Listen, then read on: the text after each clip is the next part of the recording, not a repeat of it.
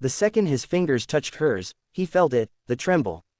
Not hesitation, not fear, something deeper, something that made his chest tighten before his mind could even catch up. Her eyes were shining, not with certainty, but with the fragile kind of courage people borrow when they're about to risk their heart.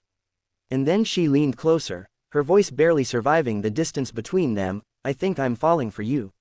If you believe every story hides a lesson, take a second right now, like, comment, share, and subscribe to Kindness Stories. You never know which story might stay with you long after it ends.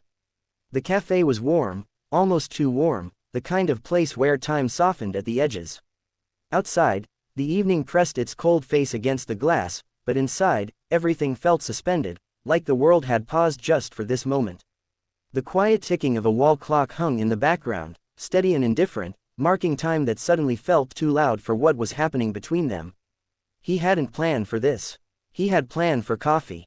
Maybe a polite conversation, a few careful smiles, the kind of meeting people arrange when life has already taken too much from them, and they're unsure how to start again.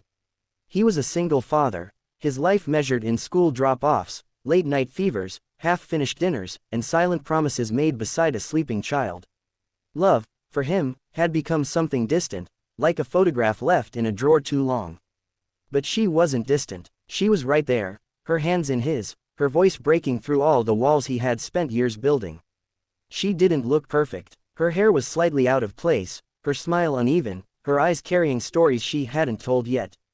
But there was something real about her, something that didn't ask for anything except honesty. And that was exactly what terrified him, because honesty meant admitting that he had started to feel it too. It had crept in slowly. The way she listened, not just to his words, but to the pauses between them. The way she never rushed him when he spoke about his child, as if she understood that every sentence carried weight. The way she laughed, not loudly, but fully, like she wasn't afraid of being seen. But love, for him, wasn't simple anymore. It came with conditions, with responsibilities, with the quiet fear of losing again. He looked at her, really looked this time, and in that moment, he saw more than just the woman sitting across from him.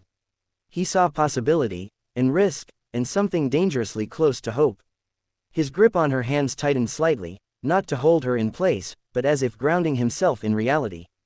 His mind raced, pulling him back to nights spent alone, to promises he had made to never let anyone come close enough to break him again, to the small voice of his child calling him, Dad, in the dark, trusting him to always be there. And then, something shifted.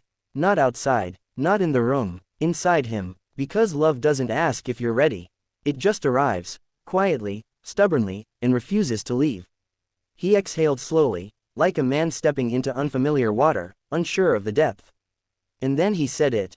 Not perfectly, not poetically, just honestly. He told her that he was scared, that his life wasn't simple, that loving him meant loving the chaos, the responsibility, the sleepless nights, the invisible scars. He told her that he didn't know if he could do this right, but he knew he didn't want to walk away. And for a second, the world seemed to hold its breath. Her expression didn't change dramatically. There were no grand gestures, no sudden tears. Just a quiet understanding settling over her face, like she had been waiting not for perfect words, but for real ones. Outside, a car passed. Somewhere, someone laughed. The clock kept ticking, but inside that small space between them, something fragile and powerful took shape. Not certainty, not a promise, something more honest than both. A beginning. Before we reach the end, pause here for a moment, and tell me in the comments, have you ever been afraid to feel something real, even when you knew it mattered? Because what happened next wasn't loud or dramatic. There was no music swelling, no perfect resolution tying everything together. Just two people sitting across from each other, holding onto something they didn't fully understand, but didn't want to lose. And maybe that's what made it real. Maybe love isn't about knowing where it leads. Maybe it's about staying, even when you don't.